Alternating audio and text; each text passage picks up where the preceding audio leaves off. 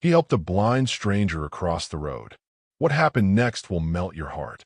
The sun rises over the sleepy town of Willow Creek, spreading golden light across the fields and the winding gravel paths that cut through the countryside. Dew sparkles on the grass, catching the early morning light, and a soft breeze carries the scent of wildflowers.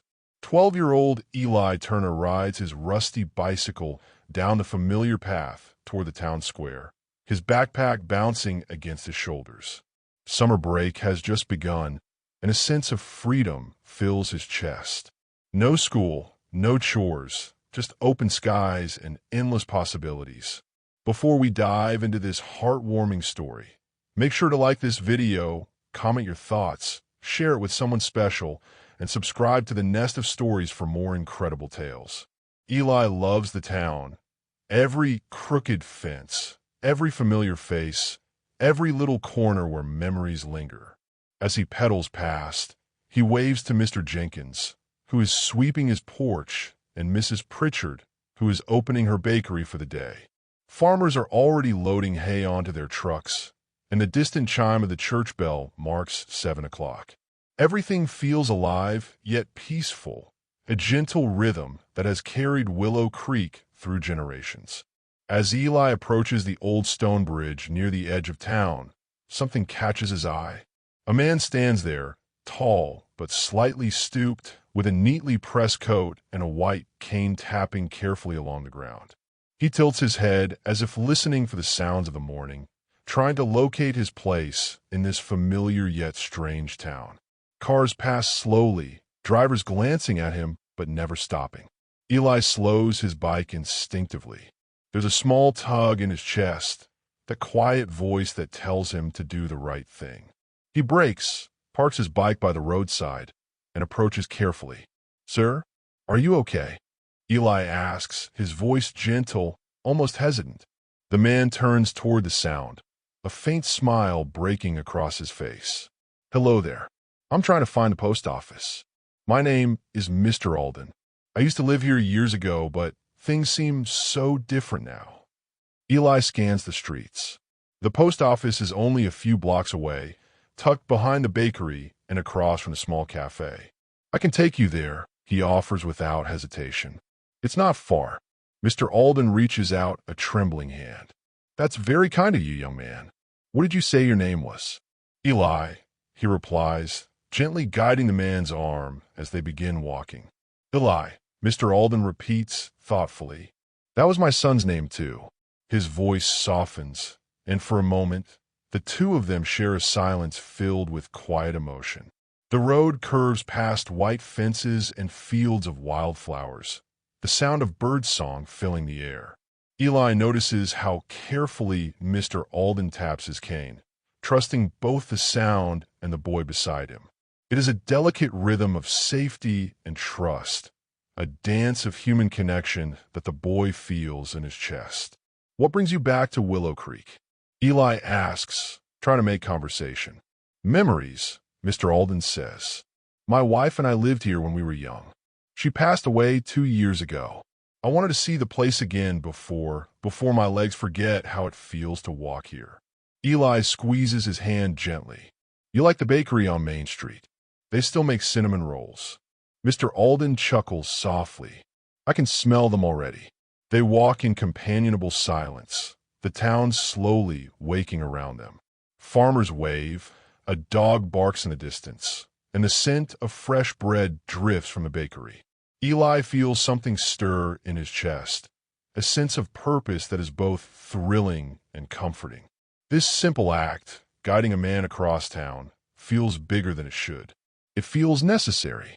They reach the post office, but Mr. Alden seems unsure where to go next. "Do you live nearby?" Eli asks. "I was supposed to meet someone here, but they haven't come." Eli glances around. Most people are still at work or home. "Would you like to wait at the cafe? It's nice there. I can keep you company." Mr. Alden hesitates, then nods. Together, they walk toward the small cafe at the corner of Main Street. The bell above the door jingles as they enter, and the smell of coffee, pastries, and cinnamon fills the room. Mrs. Larkin, the owner, spots them immediately, and her eyes soften. "Mr. Alden," she whispers. "You're back." He tilts his head. "Do I know you?" "You might not remember me," she says gently. "I used to be your neighbor's daughter. You and your wife gave me cookies every Christmas." His lips tremble. "Ah, I remember now. You were the one with the red scarf." They share a quiet laugh, and Mrs. Larkin brings them 2 cups of cocoa. Eli watches as Mr. Alden inhales the scent of the drink, holding it as if it carries all the warmth of his past. If you're enjoying this story so far, make sure to like this video, subscribe to the Nest of Stories, and share it with someone who loves heartwarming tales. Time passes gently as they sit together. The cafe hums with life, but Eli and Mr. Alden exist in a small bubble of calm. Outside, the town awakens fully. The farmers continue their work. Children start to appear on their bicycles, and the first notes of a soft breeze rustle the trees. Yet inside, there is something even more alive: the quiet, growing bond between a boy and a man whose life has been touched by memory and the kindness of a stranger. The warm scent of cocoa lingers as Eli watches Mr. Alden sit quietly, fingers tracing the rim of his cup. There's a pause, a fragile moment where time seems to hang between them.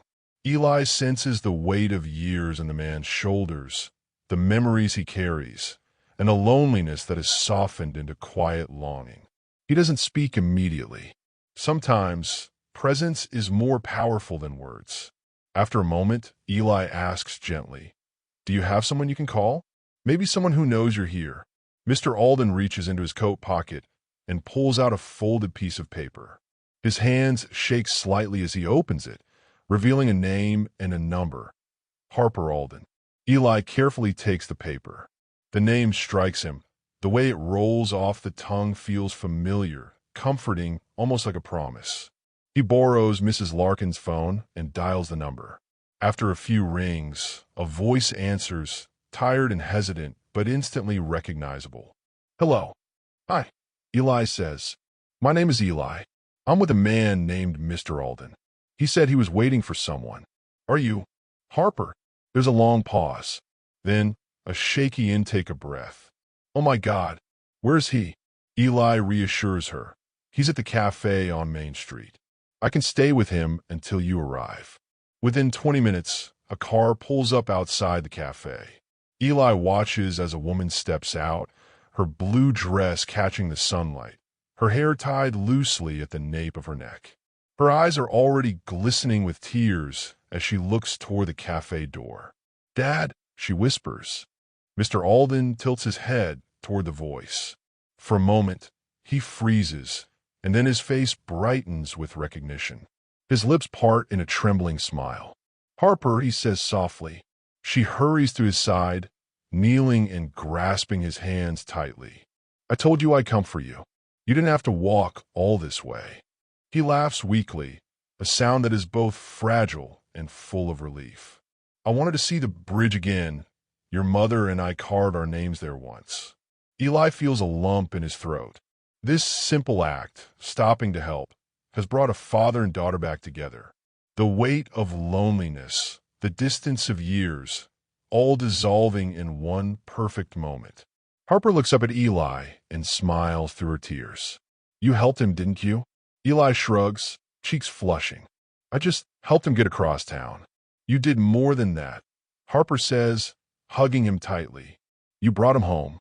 The cafe hums around them, people moving about, but Eli doesn't notice.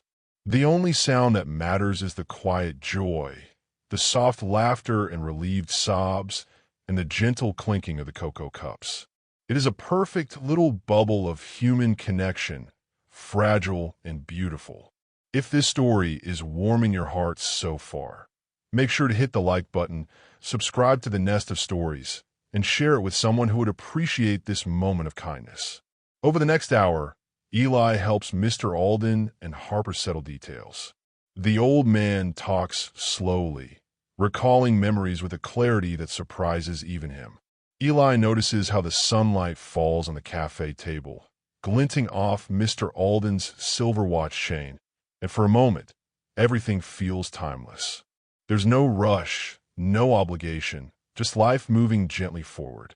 Eli learns that Harper had been living in a nearby town and had been worried about her father's health since her mother passed away. She had tried visiting a week earlier, but missed him in the bustle of the small town streets. The serendipity of Eli's appearance feels almost magical, as if fate itself nudged them together. Mr. Alden sips his cocoa slowly, savoring the warmth. "You know, Eli," he says, "it's rare to meet someone with such a pure heart. You reminded me of hope today." Eli blushes, unsure what to say. He looks down at his hands and whispers, "I just wanted to help." "That's enough," Mr. Alden replies. "Sometimes helping is all we need to do. The smallest gestures can change everything." As the afternoon light streams through the cafe windows, Eli notices the quiet way townspeople observe the reunion. Some whisper, some smile, and a few even pause their work to watch the moment unfold. It's as if the town itself acknowledges the power of kindness and human connection. When Harper finally insists they leave, Eli helps guide Mr. Alden to the car.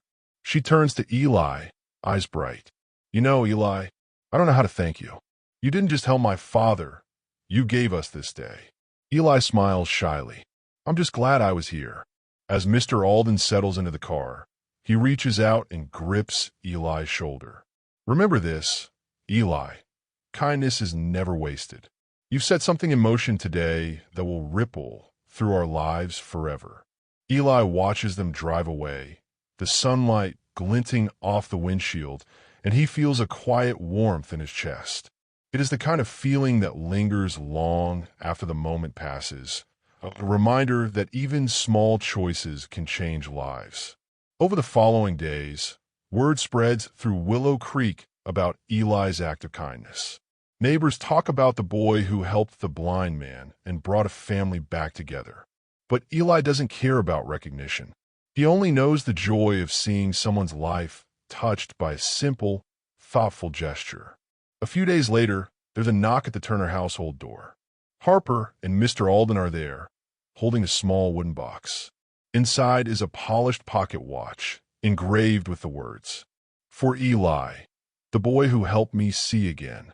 Mr. Alden places the watch in Eli's hands. "I may not have my sight," he says softly, "but I saw more kindness that day than I have in years. Your heart, Eli, it's a rare gift. Never lose it." Eli clutches the watch, feeling its weight, and a smile spreads across his face. He doesn't fully understand how one afternoon changed so many lives, but he feels the warmth and knows it matters. If you're loving this story, make sure to like, comment, share, and subscribe to the Nest of Stories. You never know when a small act of kindness might ripple into something incredible. Over the next few weeks, Eli visits Mr. Alden regularly. Each visit begins with a quiet walk along the gravel roads of Willow Creek, the warm sunlight filtering through the tall oaks and maples, casting long, golden shadows. Birds chirp, and the faint hum of the town life blends with the rustle of leaves. Eli guides Mr. Alden with gentle confidence, feeling the subtle shifts in the old man's mood, the moments when a memory sparks a smile, or when his fingers tremble slightly over the cane. "Do you remember this path?" Eli asks one afternoon, leading him toward the edge of the bridge. Mr. Alden nods slowly. "I do. I walked here with Clara when we were first married. We carved our initials into that old oak tree there." Eli looks and spots the faint initials etched into the bark, worn by years of weather, yet still visible. "It's still here," he says softly, "like a memory waiting for you." They sit on the wooden railing of the bridge. The river glistens below, sunlight dancing across the gentle ripples. For a moment, all is quiet, save for the soft water and distant sounds of children playing in the field beyond.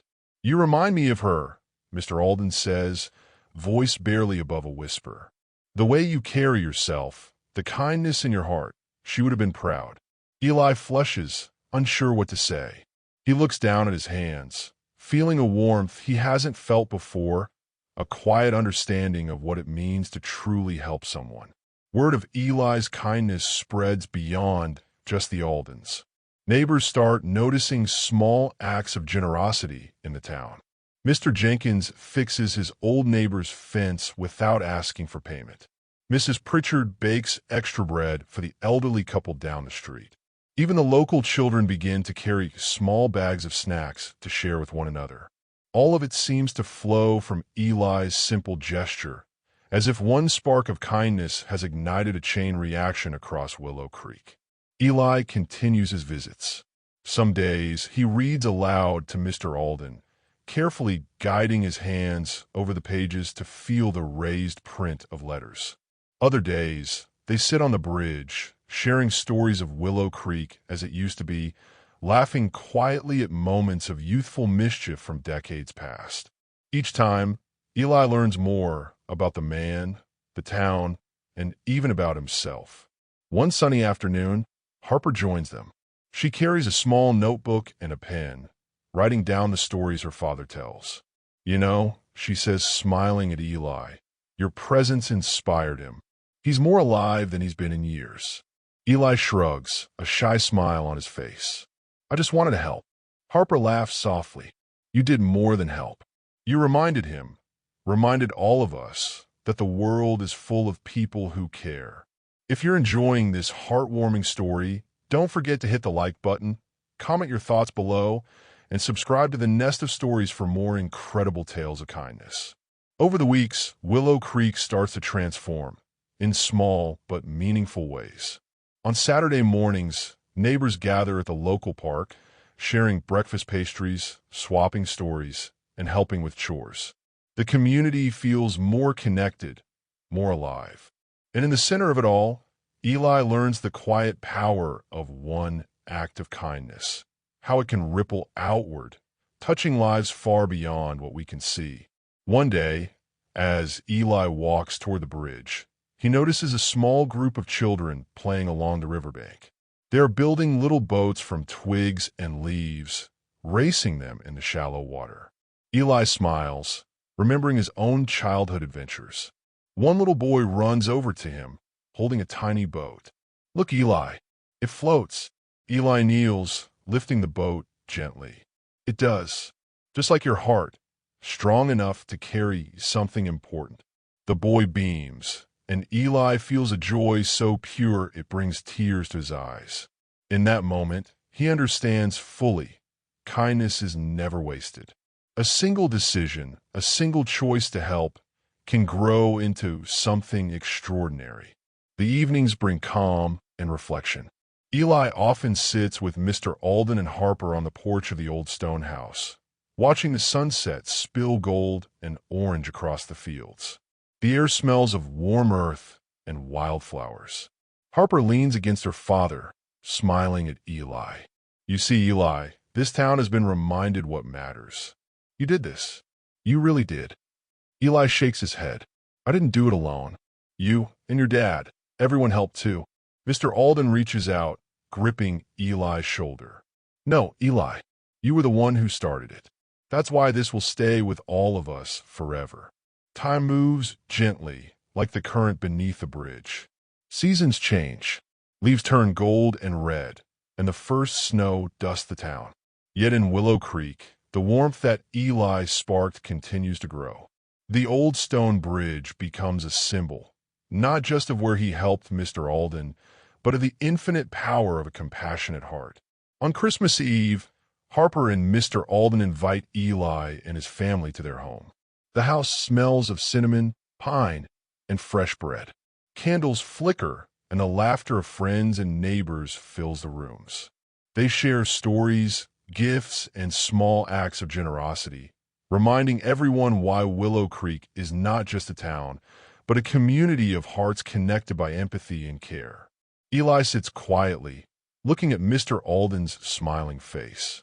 "You know," he says softly, "I never thought a simple walk across the road could mean so much." Mr. Alden leans toward him, eyes glimmering with tears of joy. "It's never simple when hearts are involved, Eli, and you have one of the strongest I've ever known." Harper hugs him tightly. "You changed everything, Eli. Not just for us, for everyone here. Eli looks out the window at the softly falling snow, thinking about the chain reaction of kindness that started from one simple choice. His heart feels full. He realizes now that the world may be big and sometimes overwhelming, but every small act of goodness matters. Every choice to help, to care, to be present, it counts. If this story is touching your heart, make sure to like this video, comment below with your thoughts, share it with someone special, and subscribe to the Nest of Stories so you never miss a moment of inspiration. Winter slowly gives way to spring, and Willow Creek awakens once more in gentle green.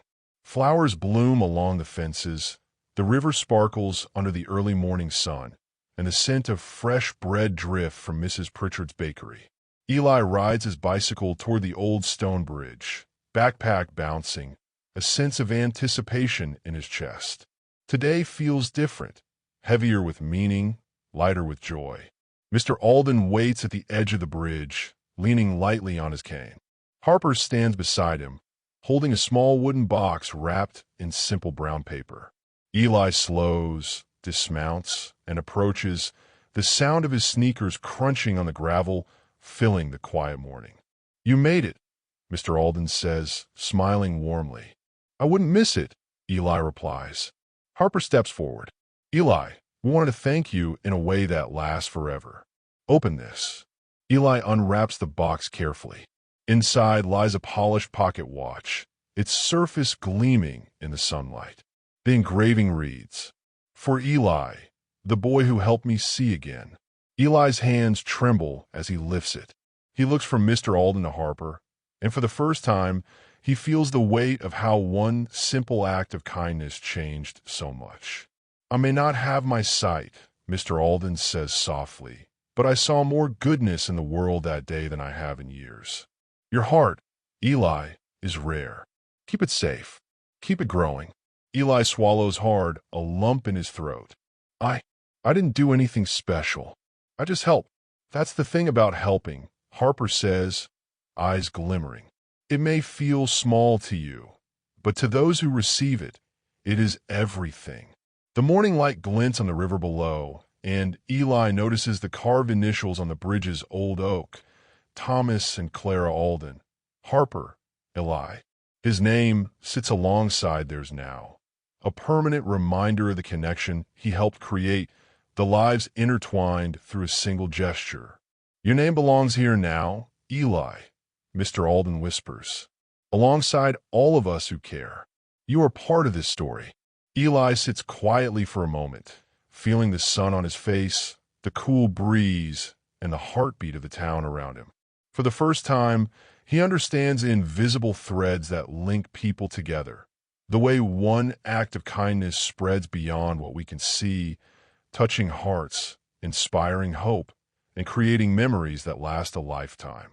In the days that follow, Willow Creek feels warmer, closer. Neighbors check in on one another. Children carry little gifts to the elderly, and small acts of generosity ripple through the community. Eli witnesses it all quietly, a sense of fulfillment filling him. It's more than he ever imagined. One afternoon, Eli and Mr. Alden sit on the porch of the old stone house, Harper beside them, sharing stories and laughter. The air smells faintly of spring flowers, the river hums softly in the background, and the town seems at peace.